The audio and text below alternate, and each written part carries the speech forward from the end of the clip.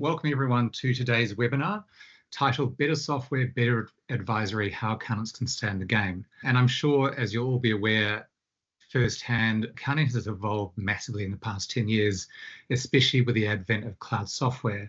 And with so many new systems and updates kind of constantly emerging and new apps, staying on top of it all is a real challenge, and that goes for both your own firm but also for your clients who may see you as a natural person to reach out to and ask. And that's why I'm so thrilled to have Josh and Courtney from the Software Coach with us today. So in Josh's case, he is a CA in the past, but they've got a fantastic software management knowledge, and that can be applied both to your firm but also to your clients' businesses as well. So Josh and Courtney, welcome today. Really excited to having you on, and can't wait to get some insights on maybe how to run the process from an expert. Awesome. Well, thank you very much for the introduction, and thank you everyone for joining us today. So as Charles said, my name's Josh, and Courtney is also in the call as well. So my background is, so I'll let Courtney do an introduction, and then I'll launch into the software side.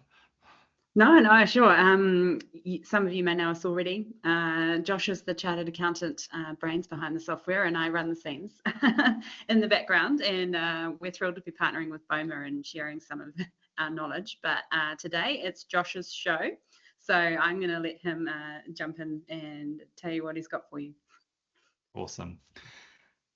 Yeah, so as Charles said, so my background is that I trained as a CA, and then about 12 so years ago decided I wanted to do something different. So I switched into the software advisory piece, which has grown into working particularly with Xero and its ecosystem partners, which means that I'm often working with both yourself as accountants, but also clients as well. So there's lots of things that I've learned over that time. So we specialize in not just training the accountants yourselves, but also clients as well, to help you understand what software can do and to enable both you and your clients to get more out of the software that they're using, and to help you become better advisors by understanding how their software works. So we're often bridging that gap between what you as the accountant are wanting the software to deliver and what the client wants to deliver, and making sure that we're all meeting in the middle and everyone's being heard, understood, and getting everything that they need out of it. Now, I'm sure you've all got very different backgrounds and experience with software. So what we'd like to do to sort of kick things off is to run a poll, just to get an understanding of what your comfort level is like with software and just how you find it in general. So I'll let Charles jump in and sort that now. Cool. So that should be showing everyone. Really interested. We'll leave it open for about a minute. So do jump in, and then we'll submit it, and we can see what the results were. Cool. Awesome. Yeah, so as those of you who, particularly those that work with Xero a lot, you will know that the add-on market has been something that's grown a lot. I think 5, 6, 7 years ago, I think roughly, there was maybe 400 odd apps. There's now 1,000 plus, which is an insane number of apps, but it means that your client's exposure and your own exposure to those apps is only going to grow. And everyone's got different ideas as to what one works well and what one doesn't. But what we're here to talk about today is how while you don't need to necessarily know all the apps, it's about knowing your client and what they need, and working with people like us who might be putting in the software or changing the processes to ensure that you stay in the game, the client's getting what they want, and us as implementers are giving both parties what they need. How are we going with that poll, Charles? Right, so I'm hoping that it might be showing. I'll just close it now, and it should display. So it looks like 53% said that they're pretty confident. 40% said unsure of what to advise, and 7% said not so keen on software. So luckily, no one said we actively avoid it. Okay, that's a good start. I mean, if you were in this webinar and actively avoiding it, there might be some questions. No, that's great. And it's good that you've got a working knowledge. And for those people that perhaps are less confident, that's not a bad thing. You don't necessarily need to know all the ins and outs of what the software is doing. It's understanding what your client needs and making sure that the software or the person advising you on the software is being kept accountable and is meeting those needs. Okay, so thank you everyone. What we'll do now is we will launch into today's agenda. So what I'm going to be talking about is a few different areas, all focused around the client accountant software implementer relationship, what that is, why your client software processes matter, why and how process changes impact you in the accounting world. Some of that I'm sure you've already experienced some of it, but we'll be summarizing and giving high-level details as to some of those impacts. And also we're going to talk about what we think it takes to nail a software implementation, go through some case studies, and then we'll have some time at the end for some Q&A. Right, so let's get into it. So the client accountant software implementer triangle. So what this is a model of the relationship between the client accountant and the implementer of your software. Now that software implementer could be someone like us. It could be the software provider themselves. It could be any sort of different people. And sometimes you may even have someone in the team that's doing that. It just depends on how you've got that set up. But it's still important that that triangle is noticed and is and that you take note of it and that you make sure that communication is operating between all three parties. So start off, when this can go wrong. What we've seen sometimes is the accountant can view the implementer as a threat, because sometimes the implementer might be coming in and it appears they're giving accounting advice. So that's sometimes where this can break down. Sometimes we see the client doesn't think the accountant is a necessary part of that process. And that, of course, can cause that communication to break down. The accountant doesn't know what's happening. The client and the software implementer are working together and the accountant's being left in the dark. And that can also lead to number one happening as well. Or the implementer might be looking at the accountant and going, they're blocking what I'm trying to do, so I'm going to cut them out of it. So the summation of those three is one party views another party as either a threat or unnecessary, and that causes the relationship and the process to break down. When it goes right, the accountant and client implementer work as a team. So that might be in meetings together. That might be making sure they're all aware of emails that are happening, or keeping regular comms, or having regular catch-ups. And clearly define roles and accountability. We hear it in so many different contexts, and it's no different with a software implementation. Something with a software implementation doesn't necessarily have to be a brand new software. It could just be a change of process with existing software.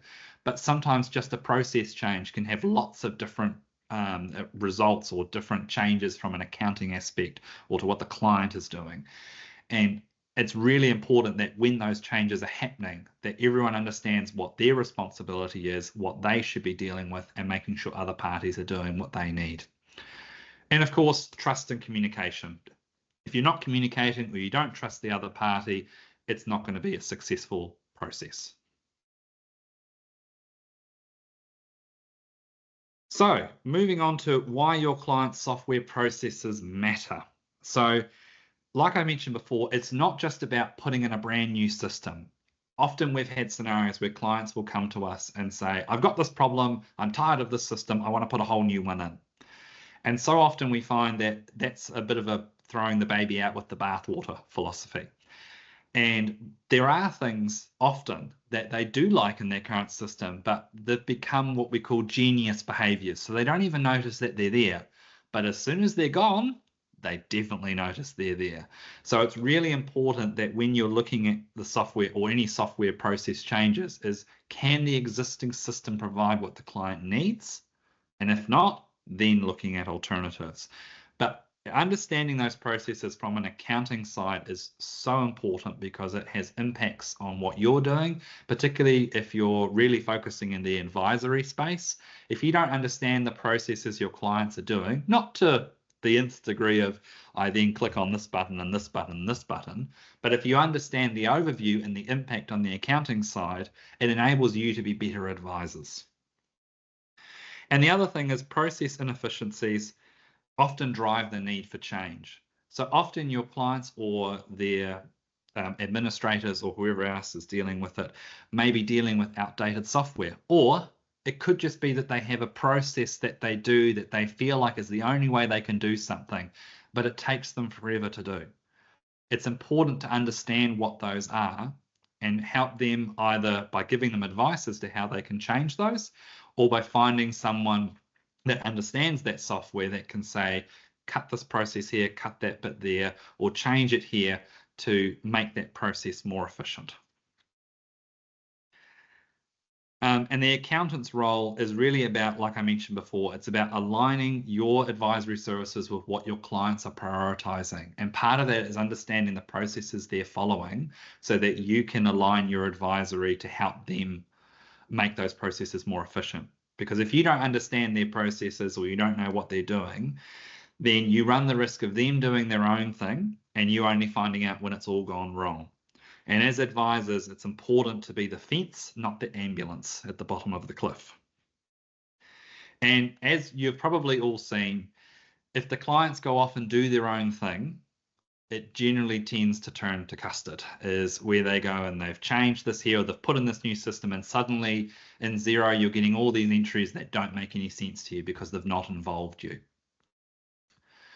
So that moves on to when it goes wrong with the client's software processes, is if you as the accountant aren't being told of changes, which means you can't provide good advice because you don't know what's going on. The client's not telling you what's happening. And if the client is unwilling to share their priorities, they're resistant to change, or they're unwilling to pay to sort things out, then they get stuck in this inefficient scenario, which can push them to make poor decisions, run out of money, and can lose their business if they're not understanding the importance of their processes and having good, reliable processes to follow. And the implementer, if they're not leading the project, it can cause confusion, lack of direction, and it can result in people not understanding what the role is and losing faith in the process. When it goes right, though, the accountant understands why the client needs the process adjustment. So it's really important that if you understand their process and their frustration, you can understand why it is they're wanting to change it. And that leads into the client communicating their priorities clearly. That is so important, and we find this as well, is that if clients aren't being clear with the things that they need, it can really cause issues down the track when you try and put in a solution or you try and make a change to a process and you're butting up against these other priorities that they never told you. And an implementer, as our roles as implementers, is to be transparent, is to provide you as the accountants with the information you need to make sure the clients are being trained on what they're after and to make sure both parties are satisfied with the outcome. Now the next big one, so how process changes impact accounting. So process changes with accounting, you would have seen this many times. We work with a number of different systems at the Software Coach. So we work with some that are stock-based, some that are job costing, point of sale, e-commerce. All of those at some point have an impact on you as the accountant. They all have changes that will happen either in your debtors, your creditors, it could be stock balances, all sorts of things with that. So it's really important that when a client is changing their process, that you as the accountant understand what is happening, what the impact is going to be on the accounting system, perhaps what changes you need to make from a reporting side, what you might need to do in your advisory going forward. And it's also important to understand what your client's goals are and how that needs to align with their software. Because if a client has a set list of growth goals or other things they're looking to do within the next 5 years, like expanding to different markets or looking for different sales channels, it's really important that the software is able to account for that. And you don't necessarily need to know if the software is going to account for it, but it's important to have someone in your corner that can understand it and talk through, okay, is this going to impact the software here in terms of, do we need to change how it's set up? Do we need a whole new system? Are our processes going to be able to leverage to this high level of growth? Things like that. So it's really important that you as the accountants are involved in data integrity and making sure to prevent future accounting headaches, because the last thing you want is to get to year end and go, what the heck has this client done? They've completely stuffed their data, or even at the end of a GST period.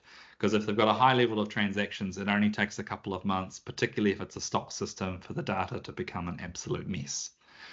So that's why if there's changes the clients are doing, you want to encourage them to involve you at least at a high level so you understand what's happening and that you're making sure that the implementer is providing you with that information as well. So when it goes wrong, so as the accountant, this is often with all of these things, when it goes wrong, the key way that I would summarize it is MIA. Missing in action. So it means that either the accountant, the client, or the implementer is missing in action. They're letting the side down. They're not there where they need to be. In this situation with process changes, is it means if the accountant's not part of the process, or they're excluded or not seeing what's happening, they can't give the guidance on tax that's needed. Yes, I am a CA. Not all implementers are. And even me as a CA, when it starts to come into tax advice, I shy away from that. That's where you as the accountants are so important whenever it comes to software process changes. And of course, there's impacts on your compliance work, the financial accuracy of if you're doing monthly reports or quarterly reports, you need to know what the software is doing and what it's going to do with those reports. Classic example of that is if you're dealing with a stock system. A lot of the stock systems that link to Xero work on perpetual instead of periodic basis. So instead of having opening stock, purchases, closing stock, and then a cost of goods sold figure, it moves to just a lump sum cost of goods sold figure. Purchases go to stock on hand on the balance sheet, and that throws so many people. There's a good reason why that change happens. Because of how the integrations work, but it is something that you as accountants, but also the clients, need to keep on top of, because when I have people trying to move back to the other system, they risk the integrity of their data. So part of that financial accuracy piece is understanding what the software is going to do, what changes need to happen in Xero, and making sure that you and your team are aware of those and what you need to do. And of course, if you're not across those, you can end up with all sorts of errors and inefficiencies, going back and forth with the client, trying to understand what's happening. And of course, point two is sadly a common one that we see where clients want to make a change in the software to suit them, and they completely forget about the accountant, the impact from an accounting side of things. And that's why this triangle is so important. We as the software implementer can enable the client to do what they need to do, but we also need to make sure that the client and yourselves are aware of the accounting impact so that everyone understands the change and everyone's on board with it. And then from an implementer side, if the processes aren't well structured, there's not enough training, not enough communication on system changes, then of course the whole relationship and that information sharing starts to break down. On a positive note, when it goes right, so the accountant, you need to be in a position where you can advise on the financial structure before the implementation. So that's why it's important that whether a new system is going in or a new process is going in, that you're talking with your client, you're talking with the implementer and understanding what those changes are going to do. It doesn't have to be lengthy conversations. It's just, okay, is this change going to affect accounting? Yes, okay, in what way? Okay, then what do we need to do? So it's just making sure that you are across that process at a high level to understand the impact on the accounting side.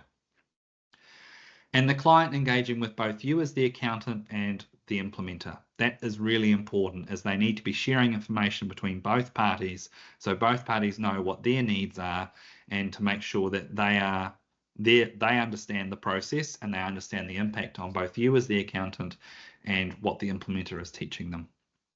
And then, of course, the implementer needs to provide full visibility on the process and what changes are happening, what the impact is going to be, and making sure that the accountant is included in those conversations.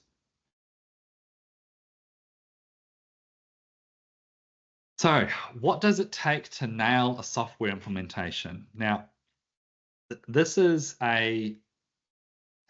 nailing a software implementation. This is something that it requires more than one person. The software implementer can only be successful if the client is on board and providing the information, and the accountant is also on board with the changes and understands what's happening there. So our role as software implementers is to enable you as the accountant to be able to continue to deliver great advisory services and to help your clients continue to grow and ensure that the software that they're using is not holding them back. And from the client side of things, they need to be looking at their processes, analyzing what needs to be done, and working with an implementer to improve those processes and to find better ways of doing things, particularly as businesses change and grow. And in the market we're in now, those changes are so much more rapid, and lots of things we're having to respond to, particularly if people are dealing with overseas or doing importing or exporting. The need to respond to changes in those markets is so important. So from an accountant side of things, it's really important that you stay involved with the whole implementation process. You don't need to know the ins and outs of everything that's happening, but at least you need to be kept informed of how things are progressing. Are there any things that are causing issues? Is there anything we need to do differently? And once again, it's about ensuring accountability across all parties. So accountability and engagement. It's making sure all parties are engaged in the process, keeping each other accountable, and making sure that if they have questions on something, that they're asking the party they need to get clarification. Because you want to make sure you understand what's going to happen before it happens. Trying to understand it after it happens tends to lead to all sorts of inefficiencies, delays, data cleanups, all sorts of impacts on relationships and things like that. It's just, you want to make sure you know what's happening before it happens, not afterwards. Okay, so when it goes wrong, if the accountant avoids involvement, they look at it and go, this is software, I don't want any part of this, you guys deal with that. That, to a degree, the accountant doesn't have to be involved with the whole process, in our opinion, but they need to have a high-level understanding of what's happening. They need to understand what's going to happen from an accounting piece based on whatever changes are being made, and they need to be able to support their client through those changes to encourage them that these things are worthwhile, not just the implementer. It needs to be both people encouraging the client. And the other one is the client excluding the accountant. So if an implementation results in, or the client is excluding the accountant from the implementation process, that can result in the accountant asking lots of questions, not understanding what changes have been made and why, and really wanting, and then when the accountant tries to provide them advice or tries to do their accounts, they've got no idea what's happening. It costs the client more in accounting fees, and it just leads to frustration between those two parties. And then, of course, the last one, the implementer keeping the information to themselves. So if the implementer is only working with the client and isn't engaging with the accountant or isn't providing the information the parties need, then that relationship breaks down. So when a software implementation goes right, so the accountant focuses on what the business's aims are and stays informed. So the key there, once again, is the accountant does not need to know the ins and outs of all the processes. The accountant just needs to focus on what is my client's aims? What are they trying to achieve by this process? Is this going to inform their long-term goals? Do I understand what the impact is going to be on the accounting work that I'm doing? Do I understand the impact from an advisory side of things? It's understanding the impact of what the implementation or the process change is going to do. You don't have to know all the ins and outs, but you need to know the effect on your side of things and making sure your client is looked after and is achieving what they're wanting to achieve. And the next one, with the client being honest and engaged. Sometimes with implementations, we've seen the accountant being really keen. They've brought their client along. They're going, this client needs this help. These are the things they want to work with. But so often clients can be time poor. They're not really engaged with the process. They feel like they've been dragged along to do it. So it's really important that the client is honest with their needs. They're honest if they think something isn't going to work. As implementers, it's important for us to know when a client thinks it's not going to work, a process isn't going to work, or a software isn't going to work, or they have any concerns. It's so important that we know those, because then we can fix them. If they keep that to themselves and they're not honest about those things, that can build to all sorts of problems and a breakdown of that relationship. And of course, they need to be engaged. They need to be involved in the training sessions. They need to make sure their team is involved as well. What you don't want is one person from the client saying, this is what we're wanting to do, and then everyone else has to be trained and they just deal with it. If they don't bring the rest of their team along for the ride, the big risk they have there is that the client's team becomes unengaged, they start to grumble, can lead to staff turnover, and then at the end of it, the client's not happy because they feel it didn't go the way they wanted to. So that's why it's not just about the business owner being engaged and honest, it's about the whole team being honest and engaged. And then, of course, the implementer, our role, or the implementer's role, is about providing the training, providing support, and making sure that people are enabled to do what they need to do.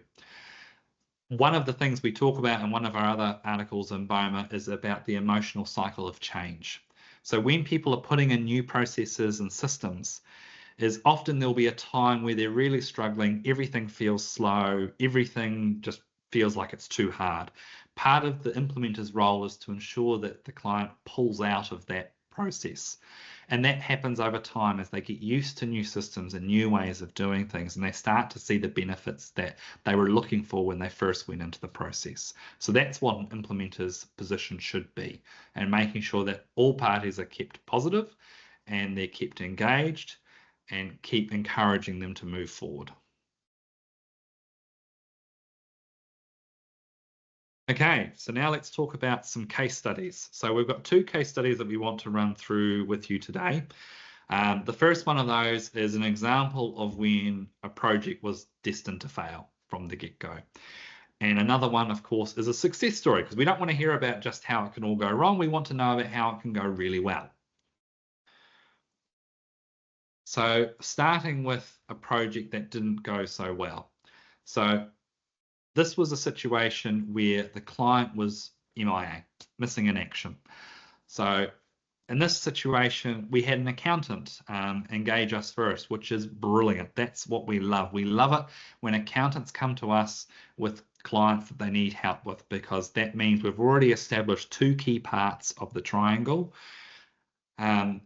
The other key part, of course, is bringing the client along. Now, in this case, the relationship began really well. There were good intentions. Everyone was really keen, and it looked like it was going to be a great project. The problem we hit is there were particular people within the client that were very much bottlenecks within the business. So they very much held on to a number of the processes, but on top of that, they were highly time poor. That's a big red flag in a business, is if the person's highly time poor, but they are also the person that decides a lot of the main decisions within the business. They hold a lot of the processes together. So not only are they integral to the business and to the day-to-day running of the business, they have no time. When those 2 things combine, and you then throw in either a software implementation or a big process change, it can lead to all sorts of problems. And in this case, what went wrong? We eventually got to a point where the client just refused to engage directly. They were delegating communication to the accountant.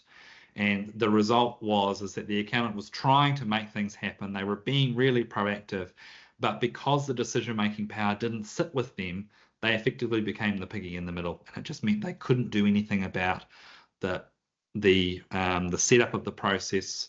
We as implementers were trying to make things happen, but it just didn't go any further. And in the end, the lack of communication, willingness to adapt, just meant that the project fell over in the end. So the key thing that this demonstrates is you can have 2 parties really engaged with the process, but if one party isn't, the whole thing can fall over. So it's really important to understand where the issues are from the get-go and going, right, if this client is time poor and a lot of the decision making is with them, then part of one of the first conversations is going, okay, this is going to be a big change. Communication is going to be key. Understanding everything that's happening is going to be key. Do you have more team members that you could bring along to help manage this process as well as yourself? Because if it's just one key person who's also trying to run their business plus engage with this process, it can often lead to failure of the process, details being missed, and all sorts of mistakes or issues creeping in, and it can really derail a project really fast.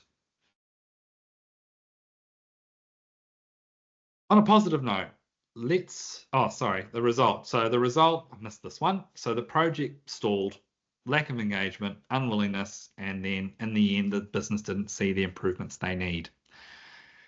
For those of you that may have seen our content already or seen some details already, you might have seen us talk about something called the Valley of Despair.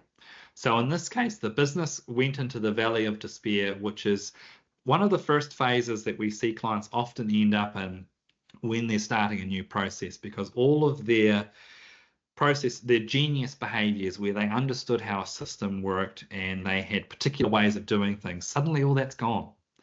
And for some people, that can be a big part of their identity. To suddenly lose that can be a real threat.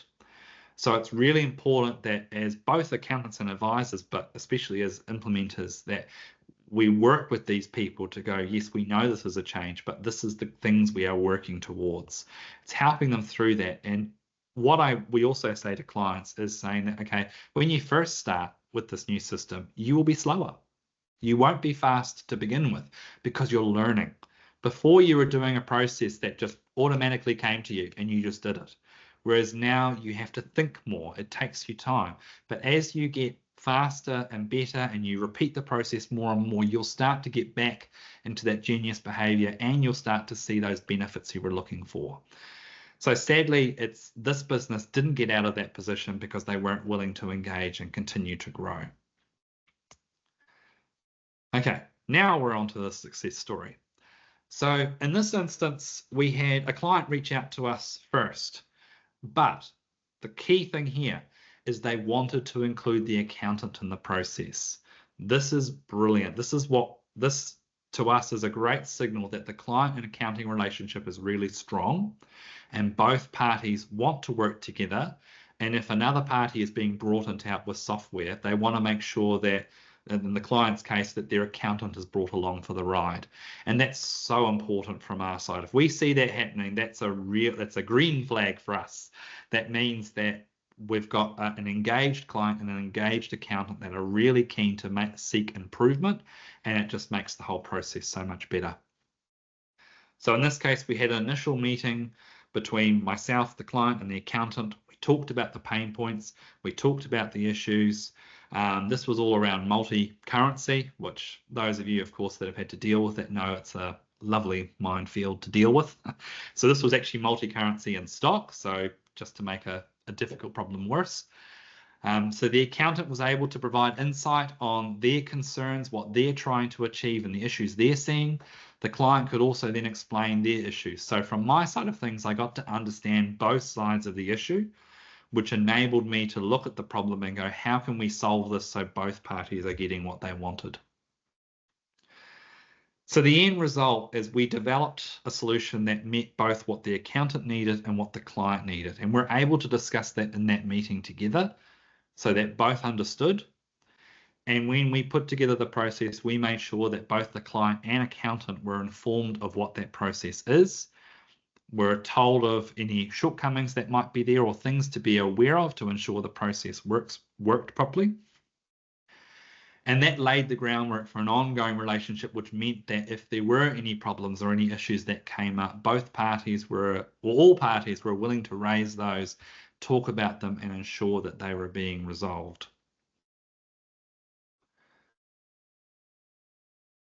And yes, and that client continues to be a really valuable client to us going forward. And we also have a great working relationship with the accountant as well. So having a situation like that where the implementation goes really well is so important, and it is really refreshing when it goes well. So to provide a bit of a summary on all of this, really, if I was to sum all of this up in one word, it's collaboration. If the client isn't collaborating with both their accountant and the implementer of the software or process change, then it really risks the whole thing falling apart. So collaboration between all parties and engagement. It's making sure that you're keeping on top of any emails about it. You're in regular meetings and just making sure that everyone is aware of what's happening.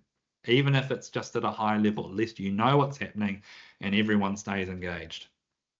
So from the accountant side, you're engaged with what's happening. You're talking with the implementer, you're talking with the client. If you're seeing your client perhaps not providing all the details, or you're thinking of things the client hasn't, passing those on to the implementer to make sure that they understand key details that perhaps the client hasn't thought of. Need for them to communicate their needs clearly. So part of that is down to the implementers ensuring they're asking the right questions, but it's clients also having a think themselves of going, okay, what do I need the system to do? Trying to pull out those genius behaviors to make sure that they are not just talking to the implementer and accountant about everything that's going wrong, they're talking to them about the things that work well in their current system. That's particularly important if it is a brand new implementation, like if you're putting in a new job costing or stock system.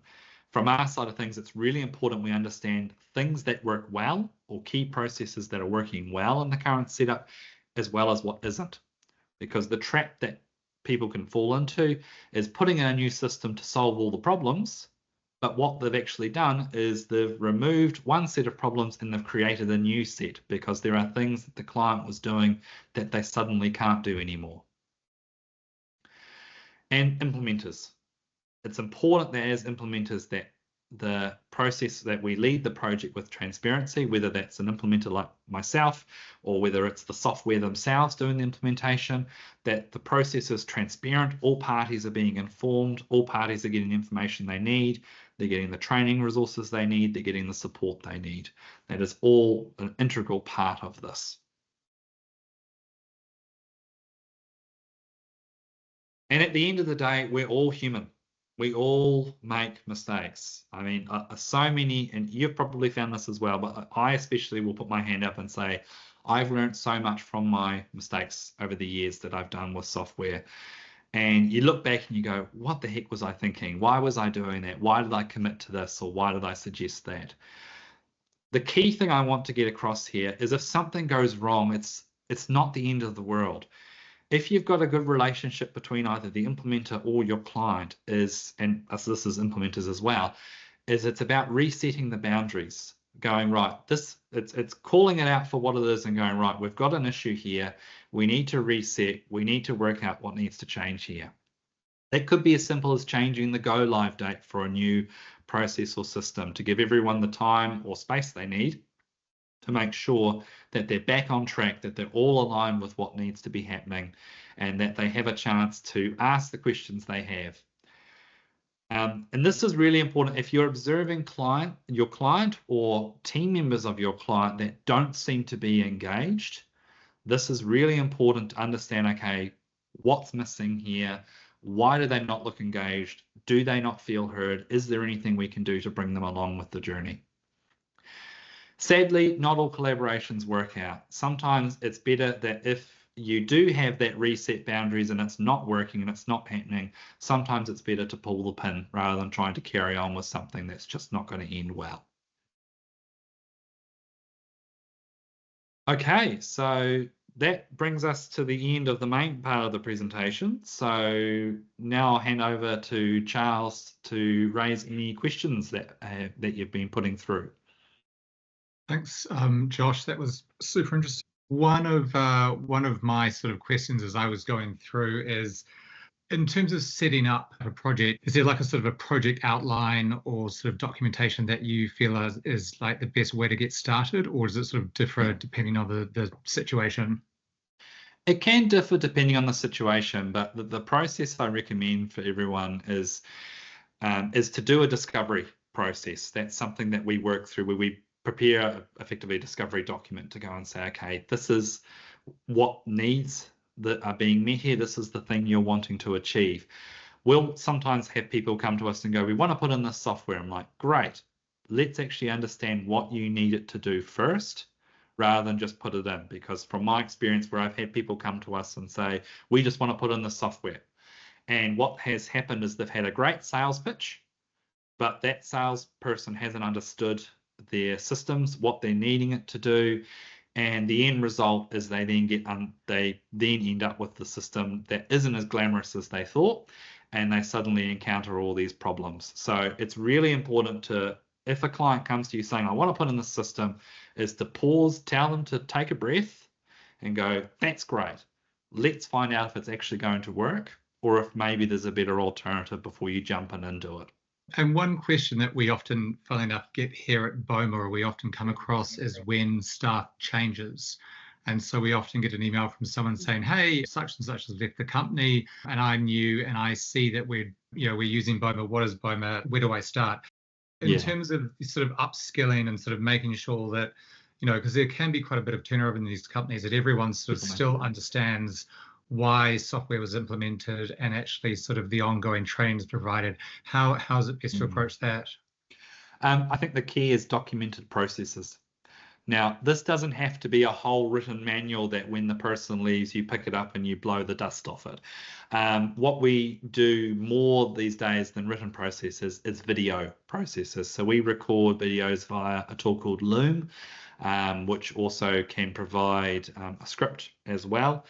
And we record processes in there, and we encourage our clients to store those in a way that other people can easily pick up. So if someone leaves, they've got a library of processes that they can follow to understand how different things work, why it's there, and what the process is meant to achieve.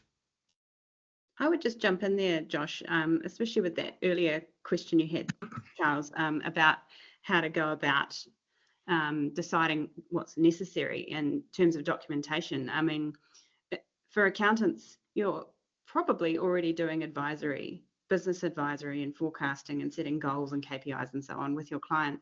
You can actually just include some of these questions about processes in those meetings that you're already doing and use that relationship with the implementer. You don't have to actually extend yourself that much. Like Josh was saying in the webinar, it can be quite high level. But if you're feeling the stress of thinking, oh no, I have to understand what all these softwares are, what they do, and so you really don't have to do that. No. That's why we really encourage that we have this three-way relationship going on, because otherwise the accountants are thinking, I know this is too much. This is on top of everything else, and we don't want to add that burden on. But simply to say to you, use what you're already doing to add this in and sort of habit stack and go, we're already talking about these with our clients. Let's add in software and let's strengthen these relationships here so that we can get it right that way. Yeah. Actually, and Josh, that might be a good time just to switch into the BOMA library. So for any of you who aren't aware, the Software Coach and our content provider in BOMA, so they now are putting articles in every week, dealing with a whole range of topics. So sort of as Courtney pointed out, if you're wanting to have those conversations with your clients, but you don't know where to start, or you're sort of not sure on the ins and outs, you can actually go into the library. And at the moment, I think there are 5 or 6. I think, Josh, you just brought up one that you want to sort of call out in particular. Yeah, so this is the article relating to today's webinar. But if I remove that and choose tech to minimize it a bit, here are some other ones that we've got in here, which Courtney, you can probably talk to. There's I mean, you can go through them in your own time, but the one for today's webinar was very much geared at accountants for sure, because you guys need to know how to look at it from a high level view. But that article is the same idea except from the client's perspective, because that'll be something you'll be sharing in newsletters and what have you. So don't worry, I'm not going to be telling them that you need to do this from an accountant's point of view. It's in their language, it's a bit more user-friendly. Lots of concepts in there to do with how, in particular, we're interested in how business advisory and business software can work together. So hopefully that is really helpful for you guys when you're putting your newsletters together. Josh and Courtney, I'll just say thank you so much for coming on and giving us your expertise. We've definitely, this is an area that we've been wanting to explore for some time, and I know that we have lots of accountants over the years who have been asking for the content that you've now got in the library. So really fantastic to partner with you guys, and excited to see the usage that our users get from your content and being able to educate their clients. Fantastic. We're thrilled to be here. It's actually really exciting because we've learned so much, haven't we, working with accountants, and that's really our sweet spot. We really want to do more of that partnership work. So it's great to be able to do that through BOMA. Yeah, and coming from the accounting background, from my side of things, it's really nice to be able to go back to accountants and go, yes, I understand your world, and at the end of we're here to work with you and to help you be better advisors. So this is a really exciting step for us to be able to share the knowledge that we've learned with you as the accounting community. Thank you again for your time, and we'll look forward to seeing you again. No problem. Thanks, Charles. Thanks for having us. Thanks, everyone. Thank you for coming. Bye.